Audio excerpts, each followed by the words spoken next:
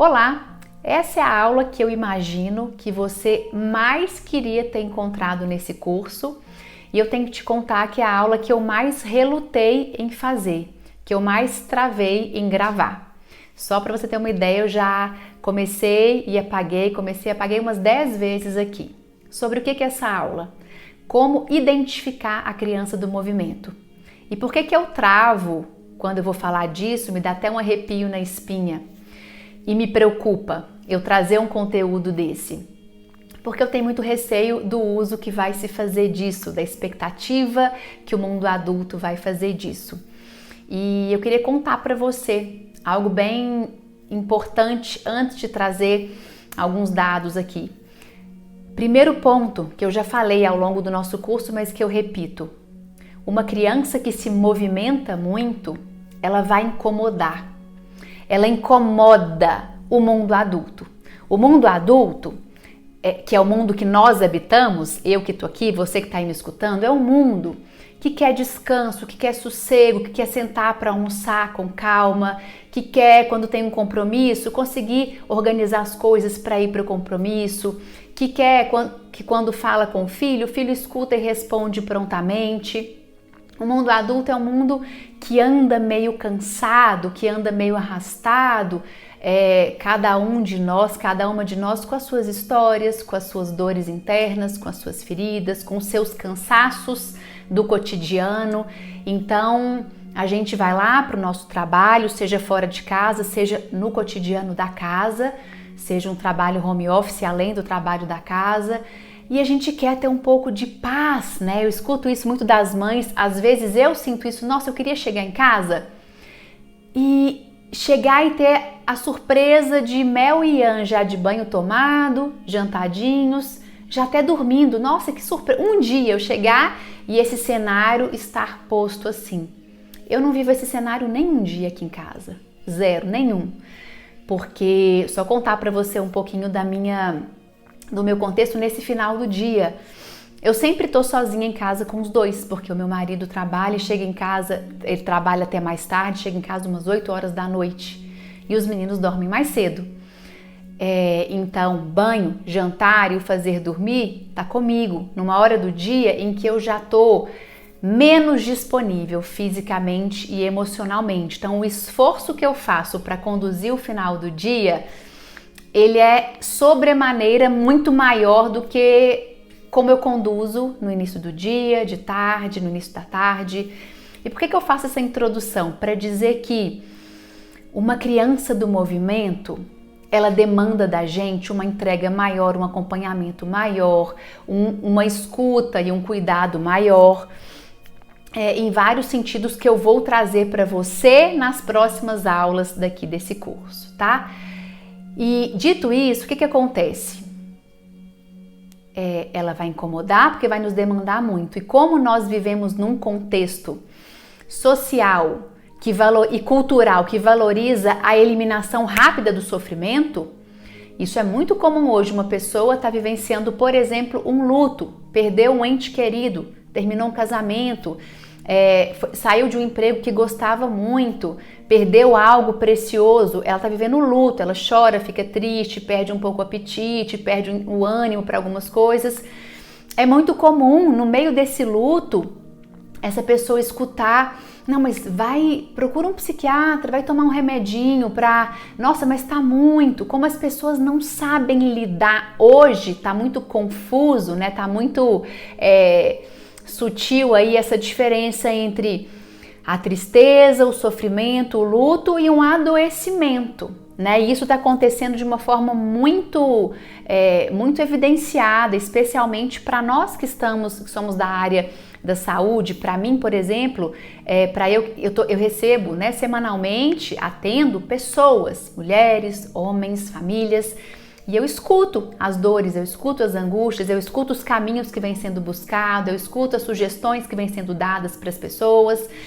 E a gente está num contexto bastante preocupante no seguinte sentido: ninguém pode sofrer mais, né? Não existe espaço para a dor, para o luto, para o sofrimento, para o incômodo, para o que sai de frente do esperado. Então, para tudo, logo se busca solução. Como é que faço para que isso desapareça, para que eu não sinta mais isso? Para que eu não... É claro que quando uma pessoa vai buscar um profissional ou vai buscar uma informação para tirar algo que dói no coração, algo que faz sofrer, algo que incomoda, isso é muito genuíno, isso é positivo, é sinal de que eu não quero sentir isso, eu não quero me permanecer nesse lugar, logo vou buscar caminhos. Isso é muito positivo. O que não é positivo, que não está positivo, é a pressa de se resolver, é a pressa em se encaixar determinadas situações em nomes, em patologias, em transtornos, em doenças, né? Logo, se eu identifico isso, eu vou buscar medicamentos, medicação, um caminho menos natural num primeiro momento. Então, olha o que anda acontecendo, tá? Vivemos num contexto que vem valorizando muito a eliminação rápida do sofrimento, do que incomoda, do que sai de frente do esperado.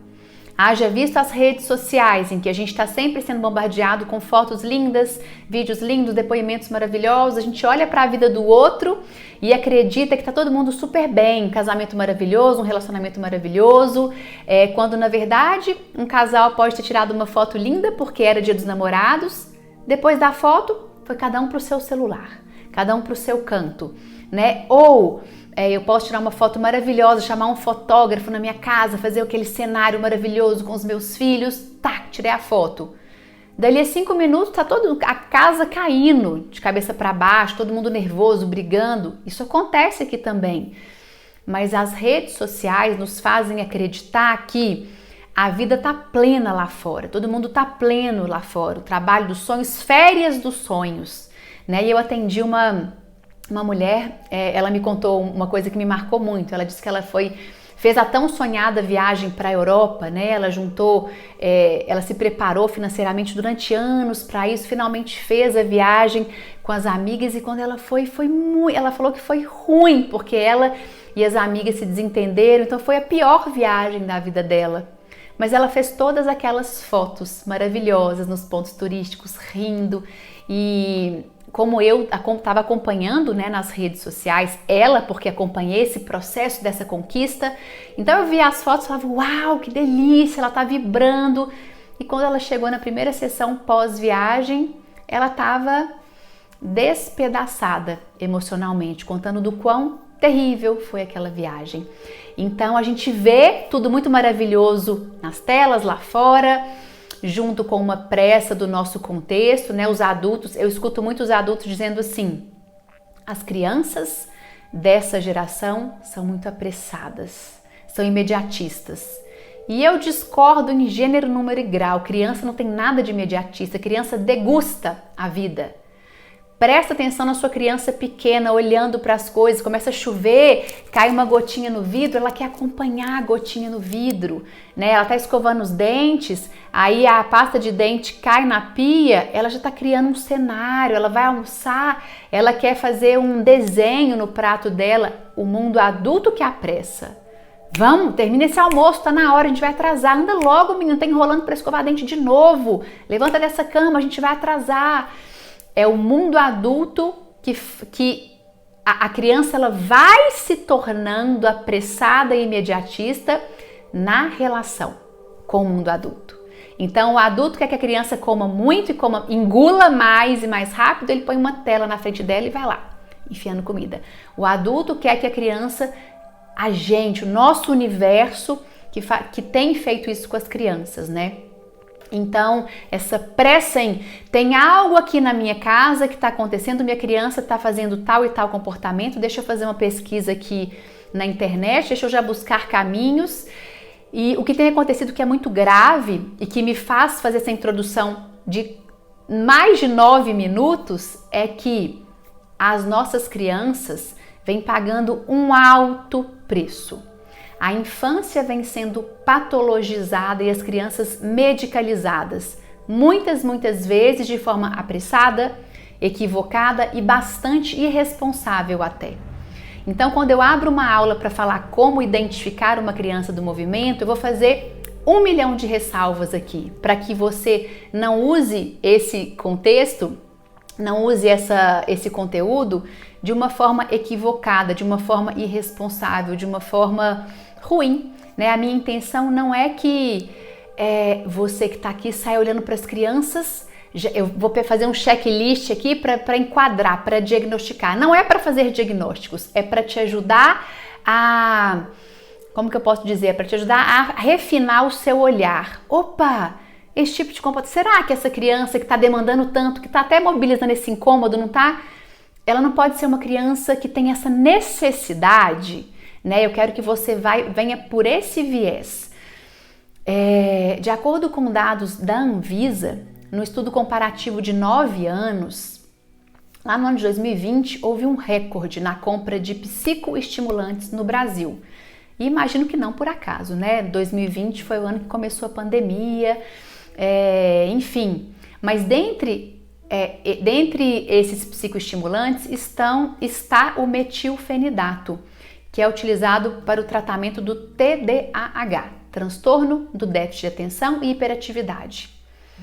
E eu fui fazer algumas pesquisas, né, sobre, pesquisas, estudos feitos mais ou menos nessa época, com crianças mais agitadas, fiz um estudo ali, num período de tempo específico, para entender o que estava acontecendo com as crianças, o que estava sendo registrado nas pesquisas, e encontrei um estudo de 2019, que apontou um boom nos diagnósticos do TDAH aqui no Brasil. Um estudo publicado em 2019. E nesse estudo foi identificado vários motivos, né, vários pontos. Então aumentaram os casos de TDAH diagnosticados por vários motivos. Dentre eles, eu selecionei 2 que dialogam com a gente aqui. Dentre os motivos que justificam esse aumento nos diagnósticos estão cobrança excessiva exercida por pais e educadores em relação ao melhor desempenho acadêmico das crianças, ou seja, esse menino está produzindo pouco, está tirando nota ruim, não está conseguindo concentrar, então tem algum problema na concentração, está muito agitado, vamos levar para um profissional que vai medicar, ele vai ficar quietinho, concentradinho no tempo aqui da sala de aula, vai produzir mais. Um outro motivo encontrado nessa pesquisa para justificar o aumento nos diagnósticos são erros nos diagnósticos, feitos de forma apressada, equivocada e até irresponsável, o que mobiliza, consequentemente, a prescrição indevida da medicação, prescrição indevida de um medicamento para uma criança. Os diagnósticos vêm sendo feitos muitas vezes de forma descontextualizadas, muito tendo como base comportamentos específicos das crianças. E o que eu queria dizer para você sobre isso? Prescrever uma medicação para criança sendo desnecessário, por uma pura pressa para eliminar um comportamento que desafia, que incomoda, é bastante preocupante. Por quê? Primeiro, pode abafar a espontaneidade e vitalidade naturais de uma criança. Não é raro quando a criança está fazendo uso de uma medicação sem um acompanhamento criterioso. Não é raro encontrar uma criança totalmente descaracterizada. A gente olha e fala, gente, mas cadê aquela criança que estava aqui? Cadê aquele brilho nos olhos? Cadê aquela criatividade? Cadê aquela vontade de estar ali fazendo as coisas? Mas Então é preciso muito cuidado nisso. Um segundo ponto preocupante é que, dependendo da forma com a qual se utiliza e dependendo da dosagem, pode até causar uma certa dependência e ser bastante difícil depois de retirar a medicação. E isso é bastante preocupante, né? Muitas vezes, o que eu vejo acontecendo e o que tenho lido nos estudos que vem acontecendo, especialmente nesse que identificou um boom nos diagnósticos e bastantes erros nos diagnósticos. Tem alguns comportamentos que vêm sendo erroneamente identificados como indicadores por si só desse transtorno, como, por exemplo, dificuldade de aprendizagem. Então, se a criança não está concentrando, não está conseguindo aprender, isso é um ponto que tem a ver com esse transtorno. Indisciplina, não obedece, não fica quieto. Atividade excessiva da criança no cotidiano escolar, aquela criança que precisa levantar mais vezes, que pede para ir ali, que tem uma certa... que tem um pouco mais de dificuldade de contenção do próprio corpo do que as outras crianças, o que por si só não quer dizer nada, não é problema, não é nada. Mas esse tripézinho aí, ó, dificuldade de aprendizagem, indisciplina e atividade excessiva de uma criança no contexto escolar são comportamentos que vêm sendo erroneamente identificados como indicadores por si só do transtorno. E o que é importante você entender? Para a gente garantir um diagnóstico correto, eu preciso falar sobre isso aqui, porque as crianças do movimento, elas vêm sendo muito confundidas, muito equivocadamente diagnosticadas como crianças que têm TDAH, tá? Então eu preciso falar sobre isso aqui. Para se garantir um diagnóstico correto, é fundamental que se utilize, sim, observações comportamentais, sim, como a criança está na escola, como ela está em casa, no dia a dia, nos contextos onde ela transita. É preciso se levar como base também os dados obtidos em questionários. Então, tem questionário para a mãe responder, para o pai, para a professora, para quem convive com a escola, para quem convive na escola ou em outros contextos, isso é importante. Mas, para se garantir um diagnóstico correto, criterioso, é preciso, além disso, fazer uma pesquisa mesmo, clínica, completa, psicossocial. Eu preciso entender o contexto de vida dessa criança, eu preciso entender a rotina dessa criança, eu preciso entender que horas ela vai para a escola, que horas ela volta, eu preciso entender que horas ela está com a mãe, com o pai, eu preciso entender se ela tem tempo para o brincar livre, como é a escola, qual é a proposta da escola. É uma escola muito tradicional, conteudista, que faz com que a criança fique o tempo, que exige e espera que a criança fique ali 3, 4 horas sentadinha, comportadinha, olhando para o professor, copiando a lição, algo que ela não tem para entregar. Eu preciso entender esse contexto, eu preciso entender essa mãe, esse pai, o adulto cuidador, eu preciso entender o campo emocional, eu preciso fazer um estudo temporal. A gente não faz um diagnóstico de TDAH às pressas, né? Não se faz isso. Eu preciso entender o campo emocional, a rotina. A gente vai ter uma aula, vai ser ao vivo essa aula, tá? Online, ao vivo comigo, em que a gente vai falar sobre o comportamento agitado como um sintoma. Comportamento agitado como uma linguagem sintomática da criança para sinalizar algo que precisa ser ajustado no contexto, tá? Nós teremos uma aula sobre isso.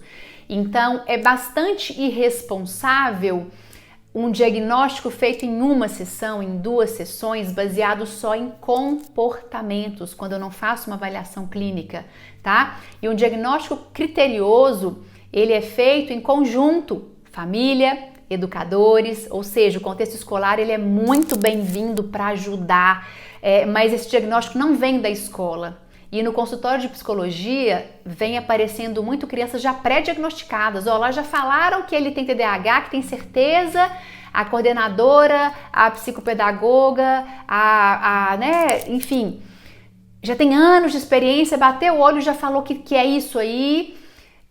Quando na verdade, para a gente garantir um diagnóstico correto, a escola ela é parceira, a família ela é parceira, mas o diagnóstico quem dá são profissionais da área da saúde, com formação especializada, com experiência nesse transtorno. Ou seja, para se garantir um diagnóstico correto e criterioso, é fundamental olhar para cada criança com a sua história de vida. É irresponsável eu ver comportamentos e pegar comportamentos e colocar num balaião. Esses comportamentos dizem desse transtorno. Isso é irresponsável, isso é antiético, é antiprofissional, isso é sério, isso é grave, porque a gente está tirando da criança uma vitalidade. Quando eu vou medicar, vou dar uma medicação, vou dar uma química para a criança ali, quando ela não precisa, isso é grave, tá? Agora, existem sim crianças que apresentam algum tipo de transtorno e que, quando diagnosticadas de forma criteriosa e precoce, o que é bem diferente de apressada, podem se beneficiar muito com intervenções adequadas, e aí elas vão adquirir mais qualidade de vida, mais saúde emocional. E dentre as crianças que são de fato diagnosticadas com critério, com tempo, com seriedade, Algumas precisam sim e se beneficiam sim do uso de uma medicação, de um medicamento. Eu já atendi algumas crianças que quando foi feito todo esse contexto, esse trabalho cuidadoso e começaram com uma medicação que foi sendo acompanhada criteriosamente, foi sensacional para a criança, né? Ela se sentiu melhor com ela mesma, foi potente nas relações estabelecidas, foi potente na produtividade, no dia a dia, na escola. Agora, para outras foi catastrófico, porque não era sobre a medicação, era sobre abrir espaço para aquela criança ser quem ela é. Era sobre campo emocional familiar, era sobre rotina, era sobre vida. Então, feito toda essa introdução criteriosa e preocupada, tá? Eu quero dizer para você que eu relutei muito em trazer essa aula com esse nome, como identificar, porque não é minha intenção que essa aula seja colocada, por exemplo, eu vou assistir essa aula e eu vou lá, eu sou professora do curso de psicologia e eu vou contar para os meus alunos isso, que aí eu vou ajudar os alunos nos diagnósticos. Não é sobre isso, né? Não é para você que está na escola olhar para todas as crianças e ficar ali, criar um questionário a partir dessa aula para, dito tantos sims para isso aqui, é uma criança do movimento. Chega de enquadramento, né? Esse curso não é sobre enquadramento, essa aula não é sobre te ajudar a obter dados para enquadrar. Eu tenho muita preocupação com diagnósticos precipitados e irresponsáveis. É importante quando uma criança tem um transtorno, quando alguém tem algo, um adoecimento emocional, é importante diagnosticar? É fundamental. Mas a forma com a qual tem sido feito no universo da criança está bastante preocupante. Então, já sei que tem tantos profissionais também maravilhosos que estão aí empenhados nos diagnósticos criteriosos, responsáveis, cuidadosos. Essa não é a minha linha, esse não é o meu foco. Eu quero com esse curso, com essa aula, que fique claro no seu coração. A minha intenção é para que você olhe para as crianças que se movimentam, que se expressam corporalmente, que têm uma necessidade de ir e vir maior do que as outras, com menos patologia e mais, nossa, mas que sede de vida isso aqui. Peraí, deixa eu entender sobre o que é essa movimentação. É um sintoma comportamental? É um comportamento ansioso que está querendo me dizer que eu preciso cuidar de um contexto? Ou é uma necessidade vital? Dito tudo isto, que eu espero que você, até sugiro que você volta no início dessa aula e assista tudo de novo que eu falei, para que isso fique guardadinho aí no seu coração e que você leve isso para a vida, tá? Dito isso, o que eu tenho falado com as famílias, com as mães, com os adultos que eu tenho conversado sobre crianças do movimento? Eu costumo brincar que quando a gente tem um exemplarzinho de criança do movimento perto, a gente não tem dúvida não, tá? Então um dos pontos aí é que não tem uma dúvida, e se tem dúvida talvez é porque é uma criança que tá ali se movimentando e tal, mas quando a gente tem uma do movimento, ela vem com uma intensidade que a gente bate o olho e percebe, uau, né? Mas são aquelas frases de, mas não vai cansar de tanto correr, né? Então, eu brinco que a gente não tem muita dúvida no nosso coração não, tá? Mas eu fiz um checklistzinho aqui, né? Eu fiz um checklist tentando fazer jus às crianças do movimento, só que de uma forma bastante poética. Eu gosto muito de... não é minha intenção aqui, por exemplo, que esse conteúdo vá para um livro acadêmico, para uma publicação acadêmica. Eu quero conversar com você que está no cotidiano aí, com a sua criança, e eu quis trazer de uma forma mais poética um checklistzinho assim. Escrevi e vou ler aqui para vocês, tá? Para você. Crianças do movimento acordam com os passarinhos, ou mais cedo que eles. Normalmente são crianças que relutam para dormir e que acordam já prontas para a vida, né? Aqui eu sempre brinco, eu contei para você aqui no início do curso, o Ian um dia me falou, vou repetir essa história aqui para você. Mamãe, eu quero falar com o Deus para desfazer a noite. A gente estava abraçadinho para dormir no escurinho. Por quê, filho? Porque eu não gosto de dormir. Dormir é chato, não dá para fazer nada. E ele reluta até o último minuto para se entregar para o descanso. Dorme, né? Normalmente não é regra, mas são crianças, né? São bebês, são crianças que tendem a ter sonecas mais curtas, a ter sono, né? Dormir menos e sonos mais curtinhos. É regra, Cecília? Não, não é regra. Não vão inserir isso num questionário. É isso. A Cecília Antipov falou isso. Não vou assinar embaixo. Não é regra. Normalmente, o que eu tenho visto das crianças que chegam até mim, o que eu tenho vivido visceralmente com o Ianzinho aqui, normalmente é o que acontece, tá? Exploram o mundo intensamente pela ação corporal. Toda criança, lembra? Criança é movimento, independente se é uma criança do movimento ou não. Mas a criança que eu tô chamando de criança do movimento é aquela que ela, na verdade, ela explora intensamente, tá? Você é aquela criança, então, por exemplo, ela tá ali com os pares, com outras crianças, você vê que todo mundo tá brincando junto, intenso. E aí as outras crianças até já pararam, já estão ali descansando. Ela continua, é uma exploração muito intensa, sobe aqui, desce ali e tem que pegar. É intenso, isso é intenso e por períodos mais longos. Trazem alegria e adrenalina por onde passam. A adrenalina porque a criança do movimento, ela tem uma tendência, normalmente também não é, nada que eu vou trazer aqui é regra, tá? Normalmente elas são mais destemidas corporalmente, elas são ávidas por desafios corporais. Então se ela tá vendo hoje, por exemplo, hoje eu tô gravando essa aula para você, é um domingo, à tarde, são 4:30 da tarde, de manhã a gente saiu para caminhar, eu, Melissa, Ian e o meu marido e a nossa cachorrinha, a Cleo. A gente foi subir uma montanha que tem aqui perto e eu e a Mel estávamos ali brincando de subir uns barranquinhos, assim, um paredão de terra que tinha uns degrauzinhos, a gente estava brincando de desafios.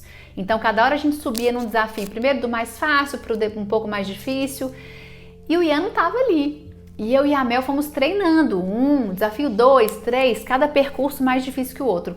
O Ian já chegou no percurso 5, no desafio 5.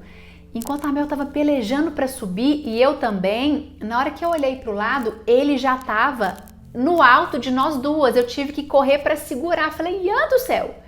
Então, ele já olhou o desafio ali, ele já foi, né? Então, mobiliza adrenalina, porque eu tenho que estar atenta ao que ele vai querer desbravar nesse contexto. Isso é comum de acontecer. Criança do movimento precisa de momentos de expansão com frequência. Toda criança precisa de momentos de expansão. O que é isso? Eu vou ali para fora brincar um pouquinho, depois eu venho para dentro. Eu tenho um momento de correr, de extravasar, depois eu vou concentrar. A criança do movimento tem isso ainda mais intenso. Ela precisa de mais vezes, mais movimentares, mais ires e vires, tá? Isso é importante para ela. Necessitam de mais espaço e liberdade. Se beneficiam com rotinas organizadas, mas flexíveis. Então, toda criança se beneficia muito com uma rotina organizada, que não é tão rígida, mas tem uma flexibilidade.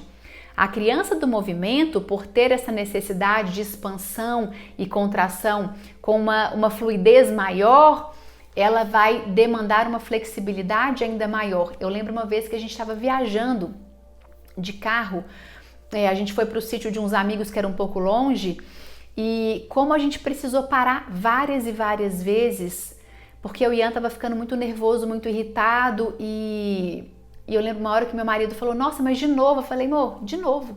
Ele precisa dar uma corridinha ali, ele precisa sair, depois ele vai voltar, e cada vez que a gente parava, ele dava uma corrida no lugar lá que a gente parava, fazia um xixizinho, via outras pessoas, voltava para o carro, ele dava uma serenada, uma acalmada. Então a gente entender e aceitar esse fluxo, essa necessidade, é bastante importante.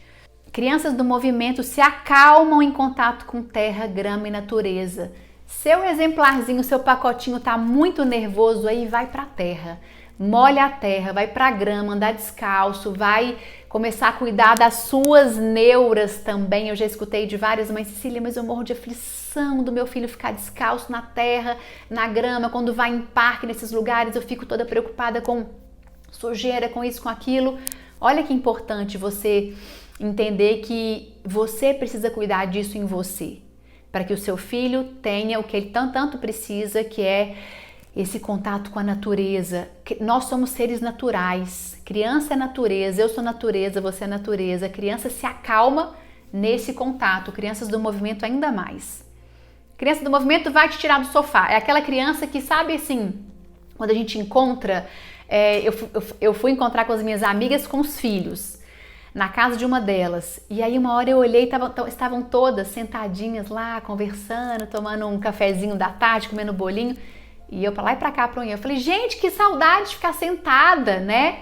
Isso o Ian era menorzinho, agora eu já consigo lidar com isso de uma outra forma, mas eu tinha que estar fora do sofá, vou pra lá, vou pra cá, vou pra lá, pra acompanhar, né? Pra entender a exploração dele, pra ajudá-lo nessa necessidade de dar uma vazão bastante intensa. E aí, crianças do movimento dão um trabalho danado para os anjos da guarda, porque a cada situação que eles se colocam, como são mais destemidos, como têm mais sede de experimentação, isso é bastante comum. Não tem para te oferecer a concentração e a organização que a filha da vizinha tem. Não estou dizendo com isso que crianças do movimento não conseguem se concentrar, não tem nada disso. Crianças do movimento se concentram lindamente e conseguem fazer atividades, conseguem produzir lindamente, mas elas fazem isso de uma forma plena e muito mais organizada quando elas têm a oportunidade da expansão. Eu já percebi que o Ian fica muito mais calmo quando ele tem a possibilidade de extravasar primeiro. A gente faz várias atividades aqui, ele, a Mel, ele brinca, lê livrinho, faz as coisinhas dele e fica um tempão, mas fica muito melhor e muito mais centrado depois que ele teve a possibilidade dessa expansão. Então, a criança do movimento...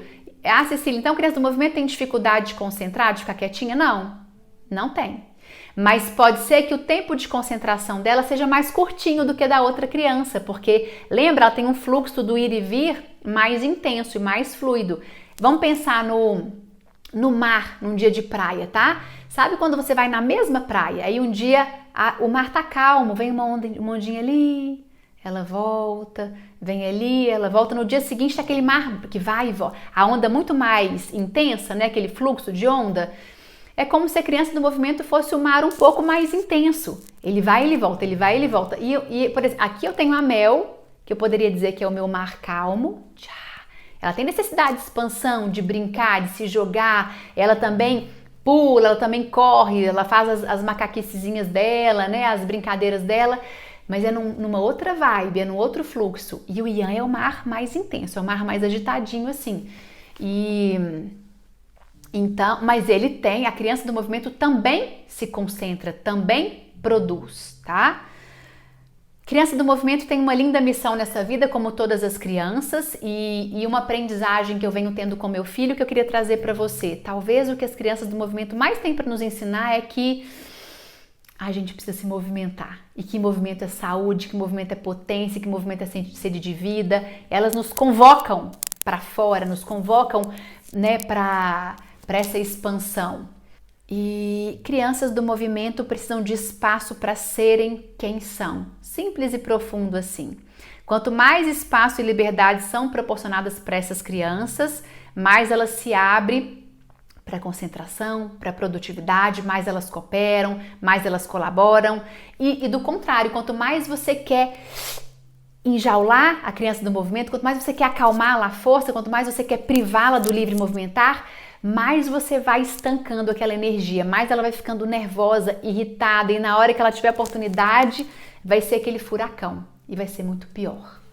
O jeito de brincar normalmente ele é diferente, assim, é um jeito que aos olhos dos adultos ele é mais bagunçado, tá?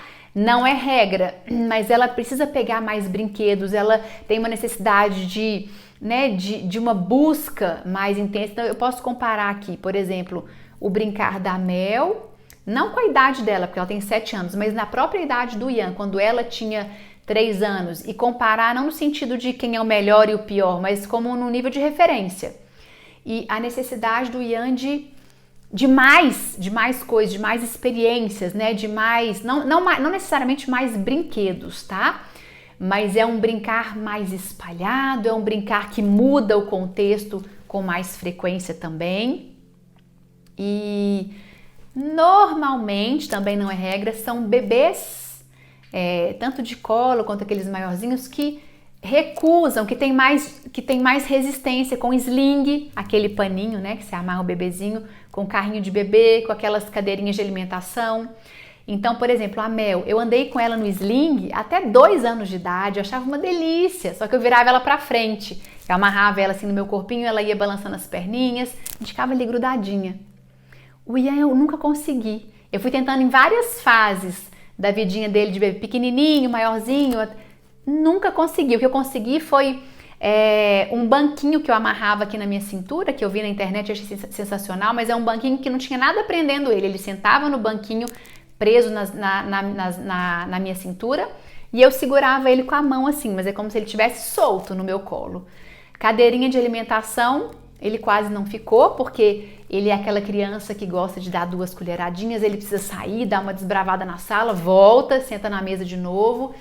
Então, normalmente são crianças que têm mais resistência, que se sentem mais incomodadas nesses contextos em que elas ficam sem a possibilidade de uma mobilidade mais intensa.